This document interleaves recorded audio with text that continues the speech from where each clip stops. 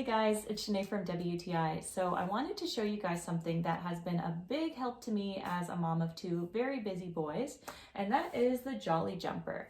Now my sons are movers. They always wanted to be rocked or bounced, and so when they got to an age where they could support their heads pretty good, I put them in this Jolly Jumper and they loved it. They would have the time of their lives just bouncing around. And that was great for me because it gave me a little break. If there was stuff that I needed to get done around the house or even just to sit down, it allowed me to do that. Something I like about this is that it helps your baby to learn to use those leg muscles, so it gets them really active and it tires them out really great. My son would spend a couple minutes in this and after that he would take a nice long nap, which was awesome. I like that it's adjustable. You can raise the harness as your baby grows and they need more height.